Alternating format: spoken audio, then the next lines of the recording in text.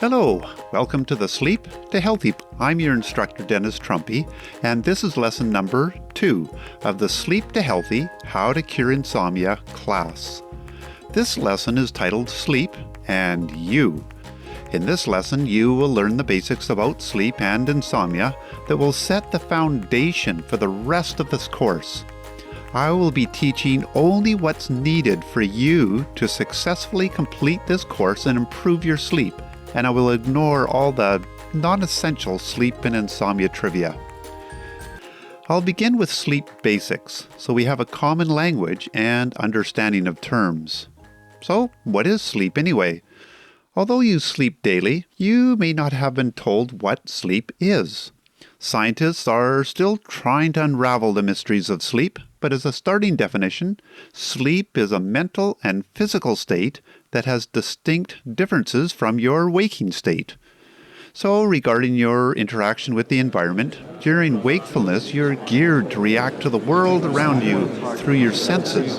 A slight touch on your arm by a stranger triggers a reaction of withdrawal. Your name spoken softly on the other side of the room catches your ear. But when asleep, even if you're touched, you're much less likely to notice it or react to it, other than perhaps to move your position to get a little more comfortable.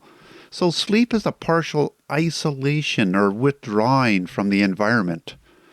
In terms of your brain's thinking processes, when awake, your brain is in control. You observe what's happening around you, you decide what it means, and you react. When asleep, you're either dreaming and in a fantasy world, or simply resting. So in sleep, your thoughts are aimed inwards rather than outwards.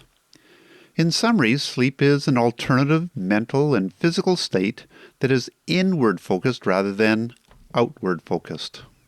But that doesn't mean that sleep is a passive activity. In a coma or when you're put under for an operation, the brain is basically inactive.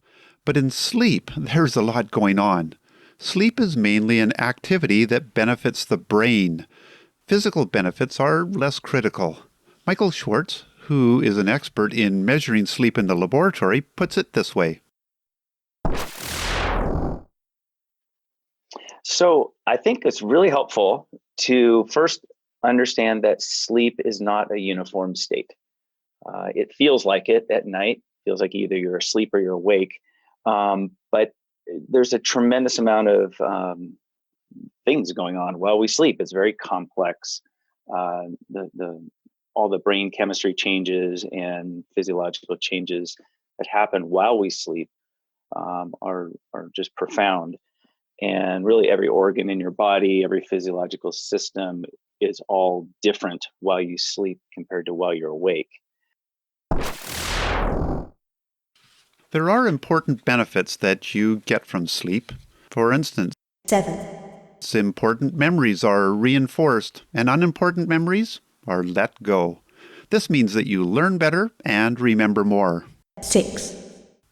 Emotions are processed to help you make sense of the world, so you become more emotionally balanced and in control. 5.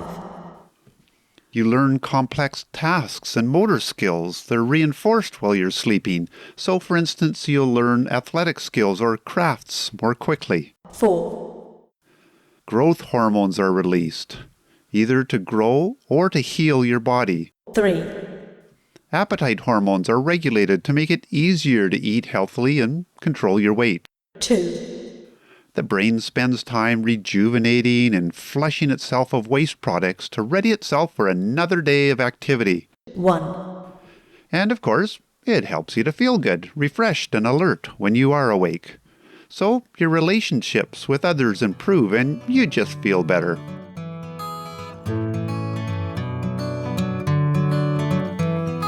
The point here isn't to memorize or worry about not getting these specific benefits because of your insomnia, but just to know that anything you do to improve your sleep is going to benefit you in a way that you will notice and appreciate. It's also helpful to keep the benefits of sleep in perspective and not get unduly worried or focused about sleep's impact on your well-being. Sleep is but one of many factors that impact your quality of life. Other factors are your relationships, your exercise routine, your diet, your mental health. And on top of that is the fact that there's much in life that we just don't control. For instance, to whom and when and where you were born, and what uncontrolled events or unexpected consequences cross your path. So try not to get overly concerned about your sleep. Improved sleep by itself is unlikely to dramatically change your life, but it will help take you in the right direction. I say this only to help you avoid worrying about sleep, as worrying will predictably prevent you from sleeping well.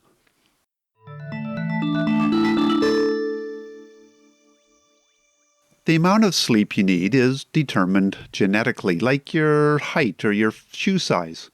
When you buy shoes, you judge which shoes to buy by its feel and how it looks. In the same way, you should judge your sleep by how rested and alert you feel the next day. The average shoe size for men is size 9, and I would be crazy to insist on a size 9 shoe when my feet are actually a size 11. In the same way, you should judge your sleep time on how well sleep is working for you, not the average sleep time stated in the media. Next time you hear an alarming headline about how people get less than the average amount of sleep, remember that just as 50% of the population has a shoe size that's smaller than the average, 50% of the population gets less than the average hours of sleep. Unfortunately, some reporters are not well versed in statistics, and I find it quite amusing but kind of sad when I hear it in the press, knowing that it causes people to unnecessarily worry about their sleep. In fact, some insomnia is caused by people worrying that they don't get the average amount of sleep each night. If this happens to you, remember the shoe size analogy and enjoy a nice chuckle at yourself. In addition, the optimum amount of sleep is probably less than we think, as Dr. Erickson explains. I think in the context of somebody that has trouble sleeping, I think something that is very, very important to know is that what you typically hear about how much one should sleep is not true. Meaning you always hear that one should sleep about 8 hours, or a variation of that, one should sleep between 7 to 9 hours. And I've done a lot of research trying to find out where those numbers come from, and that eludes me. But I can tell you that the 8-hour number has been brought up as a recommendation for hundreds of years. But here's the thing. If you actually ask people that have no trouble sleeping, healthy adults, how much they sleep, most people will say 7 hours. 7 hours is the average answer you'll get from people that have no trouble sleeping. However, when you objectively check those same people that thought they slept 7 hours, when you objectively measure sleep in healthy adults, people sleep about 6 hours and 15 minutes on average, very consistently. Not only is that true here in a Western society, but when people have done studies in pre-industrial societies where there's no artificial light, where people live hunter-gatherer style, pardon me, they sleep the exact same amount, a little bit more than 6 hours. So it's very important to know that most people sleep a little bit more than 6 hours, but and that is so important to know because that can take off so much pressure. A lot of people feel that they have to reach a certain number, they have to reach 7 or they have to reach 8. Knowing that most people sleep around 6 hours can take a lot of pressure off and really help when you're trying to sleep better.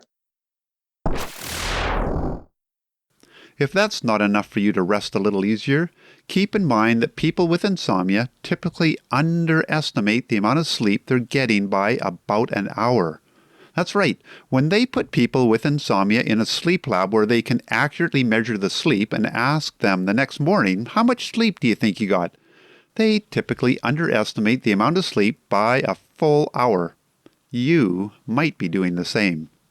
Knowing how to tell how you're doing sleep-wise is an important aspect of CBTI, or cognitive behavioral therapy for insomnia, that we will be using in this course, as you don't aim for a specific time, but rather respond to the body's signals that you need to be sleeping more or sleeping less. In terms of sleep science, I'm going to stick with the minimum you need to execute the techniques in this course successfully. In one of the ironies of life, people who sleep well typically don't know much about sleep because, well, they don't need to. It's we insomniacs that think that becoming sleep experts will somehow cure us of our sleepiness.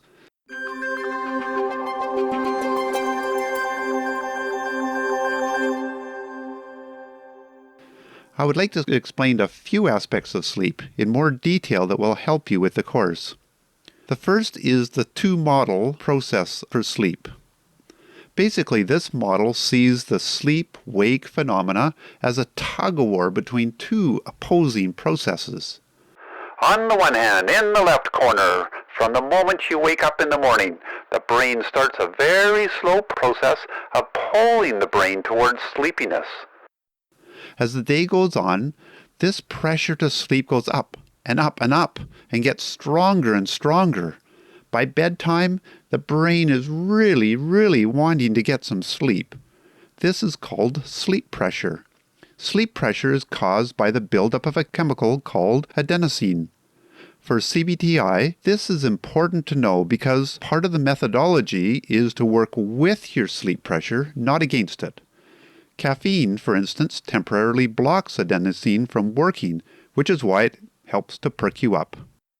And opposing this pull towards feeling sleepy, in the opposite corner, is another system that is keeping the brain alert and responsive to your environment. This pull towards alertness grows during the day to counteract the sleepiness pull. The level of alertness is controlled by the circadian rhythm. This is a 24-hour cycle that controls many aspects of your daily life, including thirst and hunger, level of alertness, body temperature, and so on.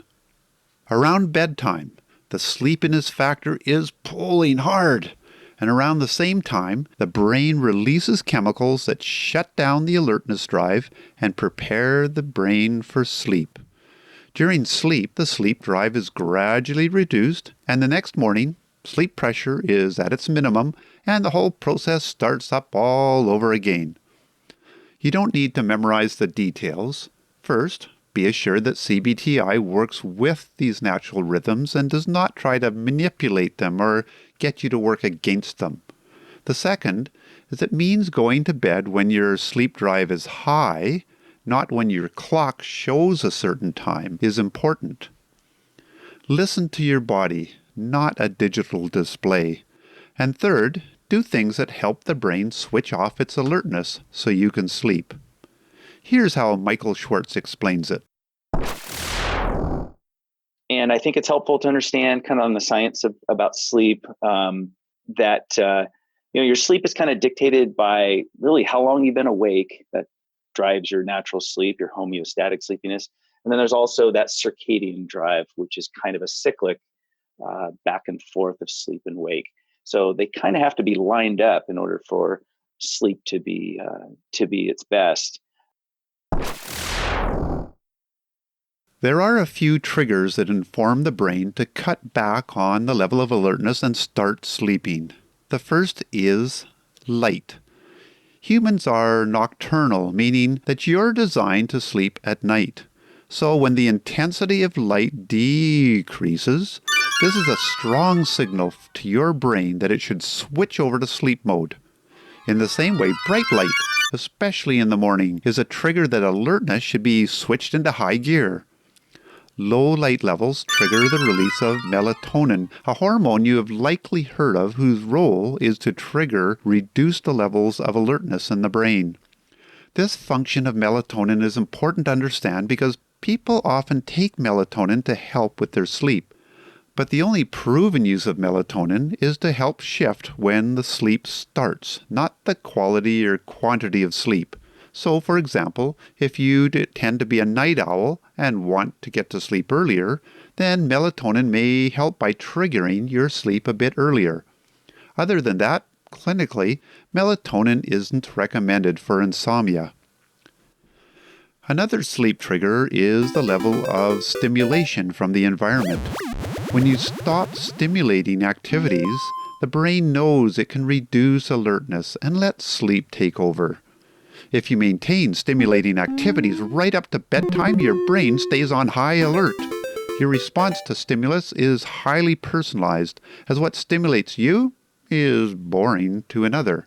For instance, a good drama movie in the evening makes it hard for me to get to sleep, whereas you might find it relaxing. One way to think of this is that for your ancestors, sleep was a highly vulnerable state. During sleep, we were susceptible to harm from wild animals, snakes, insects, and even from other humans. You have survival instincts that prevent you from sleeping if you feel at risk. So before bedtime, you want to relax and not introduce thoughts or activities that could be perceived as threatening, whatever that might mean for you. This is a core aspect of CBTI, and several of the CBTI, or Cognitive Behavioral Therapy for Insomnia methods, deal with controlling your level of anxiety. Sleep triggers are important to remember because they direct us what to do and what to avoid in the hour or so before bedtime. Our sleep cycle has evolved over millions of years, and despite amazing progress by humans over the past 80,000 years or so, your DNA remains the same as your ancestors, and thus the sleep process, which is genetic, not cultural, remains unchanged. One of my favorite sayings of my grandmother was that every generation thinks they're the ones that discovered sex. In the same way, you can be misled into believing that society's advances somehow make us into different human beings, able to outsmart sleep. But genetically, you're unchanged, and sleep is a DNA-driven phenomena. It's best to work with your sleep processes, not trying to bend a multi-million-year development into our modern self-concept of what you wish was true. Sleep is so embedded into your very being that very, very few people have a broken sleep mechanism. If you're worried that your sleep system is broken, you can safely put that out of your mind. And if you're still convinced it is, see a healthcare provider and have this issue resolved. Otherwise, it may interfere with the success of this course. In a later lesson, I'll talk about different conditions that can affect your sleep and what to do about it.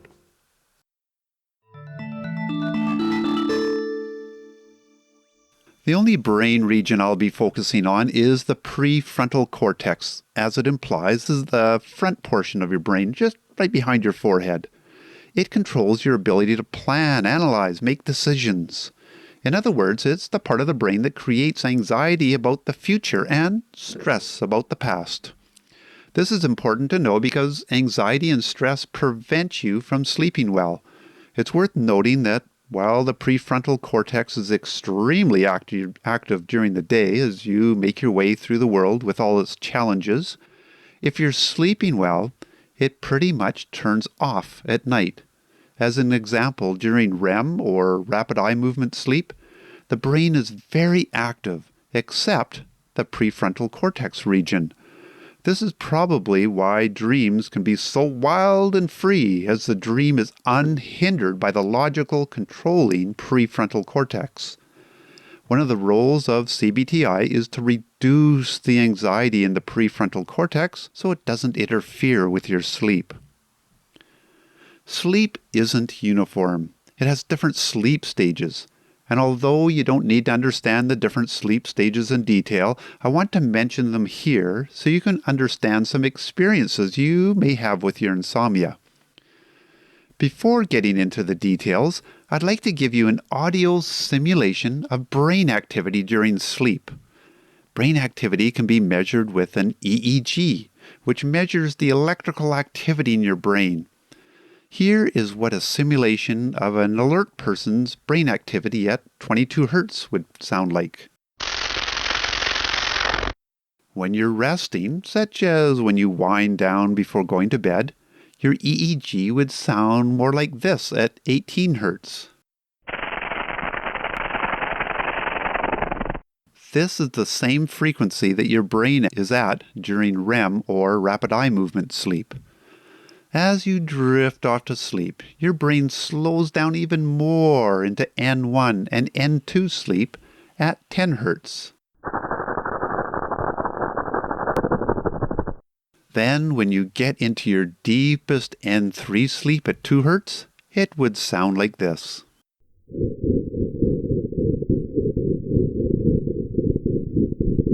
So here it is all together in a condensed version of what your brain goes through, starting with alertness, then to being relaxed, then N1 and N2 sleep, then way down to N3 sleep, then popping up into REM sleep, and finally back to waking up and being alert. And now for the technical details. So the 3 stages of sleep are called N1, N2, and N3, kind of like Dr. Seuss's Cat in the Hat with Thing 1 and Thing 2. After you lay down to sleep, you drift into N1 sleep, the doorway to sleep. This is when you are in between wakefulness and sleep, and normally lasts about 1 to 7 minutes. As we learned previously, you can't enter this stage unless your sleep drive is high and your alertness level is low. N2 follows N1. It's where you spend most of your sleep, about 50%. It has a low level of brain activity when the brain rejuvenates. N2 usually lasts about 20 minutes in each sleep cycle. N2 is followed by N3. N3 is also known as deep sleep, slow wave sleep, or delta wave sleep. It is the slowest brainwave pattern we listen to. It's the deepest sleep stage, and it's the stage that leaves you feeling rested in the morning. Normally, you get most of your N3 sleep early in the night, so even if you don't sleep well, you probably got a good dose of N3 sleep. It's hardest to wake from this stage, and if you're woken, you will likely feel especially groggy or disoriented. You don't want to get into N3 sleep while napping, or you will waken feeling groggy rather than rested, and it will make it harder to fall asleep at night because it dips into your sleep pressure and lessens it. We will discuss proper napping techniques in a later lesson. The last stage of sleep is REM, or rapid eye movement sleep. At this stage, your brain is active, and it's when you do most of your dreaming. But while your brain is active, the prefrontal cortex is pretty quiet. You do less REM sleeping early in the night and more towards the end of the night. And now I'm going to tell you the most important part about sleep for someone with insomnia. How many times do you think you wake up at night? Does that seem excessive to you? Let's hear what Michael Swartz has to say about nighttime awakenings. I think it's also important to be able to know that everyone wakes up multiple times every night. That's something, especially if you're working with someone with insomnia, that's a very helpful message.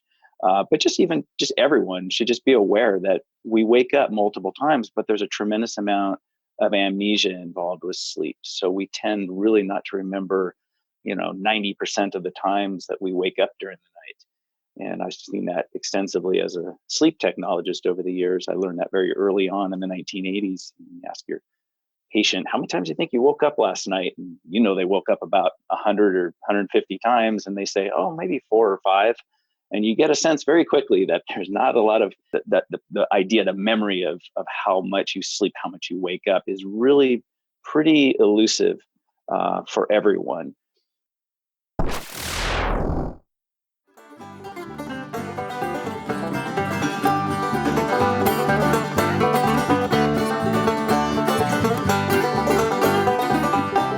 You may no longer be a spring chicken, and so I'd like to say a couple of things about sleep and aging. The first thing to know is that N3 sleep, which again was the slow wave sleep that makes you feel well rested in the morning, goes down with age. It drops by about 2% per year, so that for a healthy person in their 20s, their N3 sleep might take up about 20% of their sleep. By the time you get into your 70s, that could be down into the 2 or 3% region. So it's normal and natural as you age to feel a little less well-rested in the morning. The second thing to know is those nighttime awakenings that Michael Schwartz talked about happen more frequently and they last for longer periods of time as you get older. So whereas a young person might have, say, half a dozen significant awakenings during the night, a person in their 70s might be 20 or 30 times a night where they are fully awake. This is perfectly natural and nothing to be concerned about. I hope you find it reassuring to learn that waking up at night is normal. Nobody sleeps solid through the night, although good sleepers may not remember waking up because it's not important to them and it's no longer a stress trigger for them as it might be for you. You have these nighttime awakenings for survival. As you learned earlier, sleep was a vulnerable time for our ancestors, so they needed to quickly check on the environment to make sure all was well. If you wake on your own during the night, this is probably when you wake up. After your brief awakenings, when you go back to N1 and through the sleep stages all over again, it takes about 80 to 120 minutes to go through all the stages from N1 to REM sleep. From a CBTI perspective, the main message is that it helps a lot to have your stress or anxiety under control to enter sleep and that waking during the night is normal. In a future lesson, we will cover what to do when you can't get to sleep, either when you go to bed or if you wake in the night and can't get back to sleep.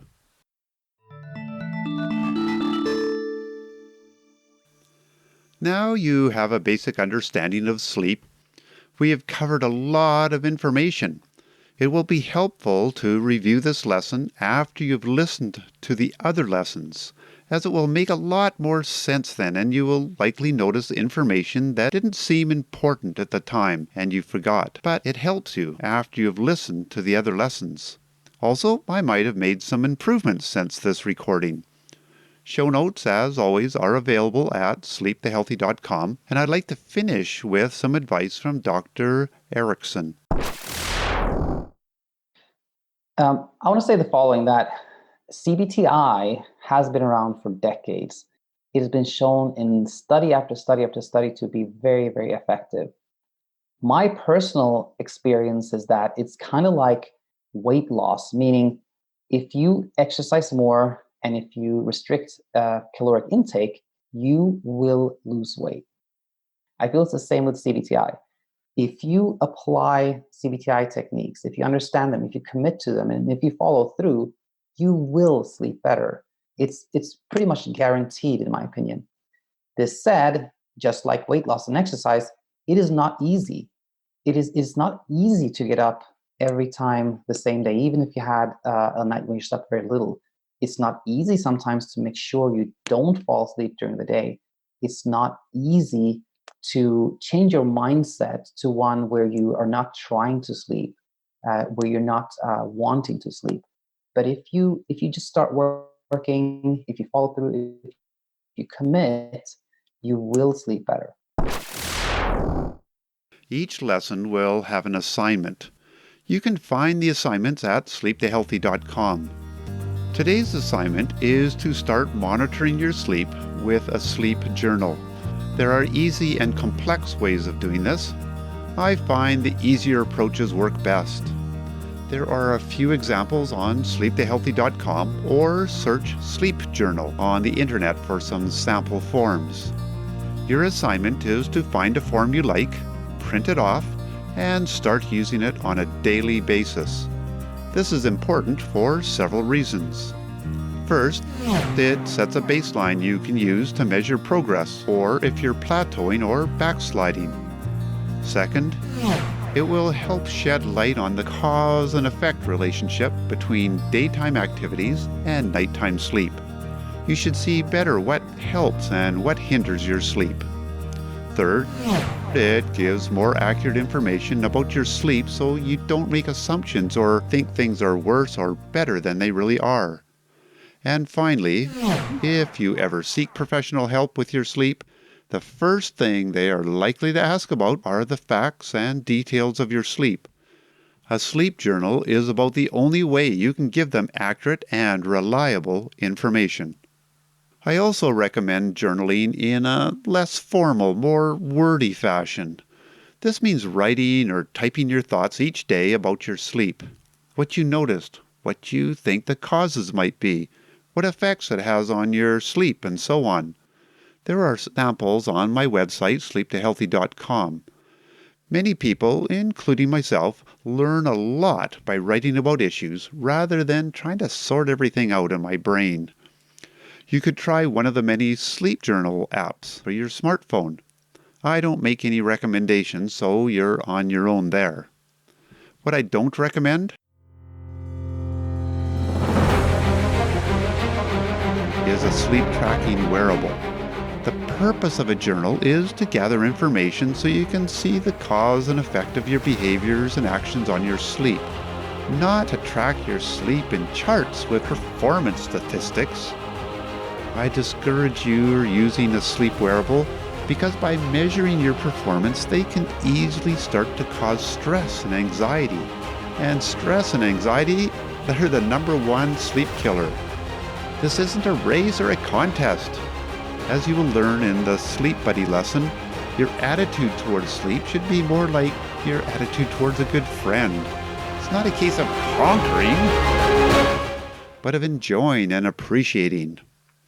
In the end, do what works for you. But if you find yourself getting anxious because of your sleep performance, or if you find yourself becoming dependent on your sleep wearable, meaning you think you would not sleep well without it, then drop it immediately, regardless of what you paid for it.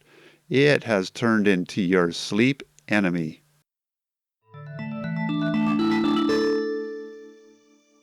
Well, that wraps up lesson number 2, where we learned about what sleep is, how it works, and some of the things that interfere with sleeping well, such as stress and anxiety.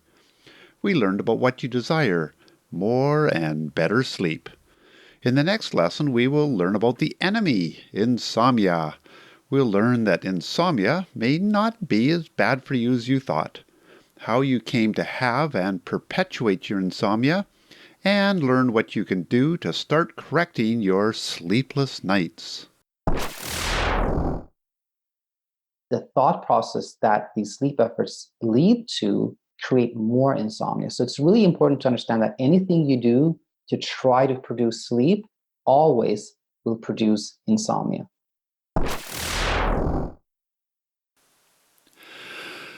I hope it's obvious, but this podcast is not a substitute for advice from a qualified healthcare professional. The sole purpose of this podcast is to educate and entertain. As we do not know your particulars, we cannot possibly provide professional or medical advice. Your use of the information in this podcast is at your own risk.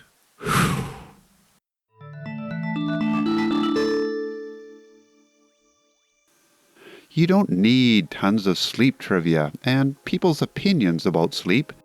You just need to know proven instructions on what you can do today to sleep better tonight so you can feel and function better tomorrow. This also allows you to repeat lessons, as it's hard to absorb all the information the first time through, and the information will make more sense after you've had the context of the whole course. You, like most people, will likely benefit from repeated listening. The lessons will be updated based on student feedback, so the next time you listen to the same lesson, it may be improved since the last time. And that's about it. Thanks for joining me in my sleep class.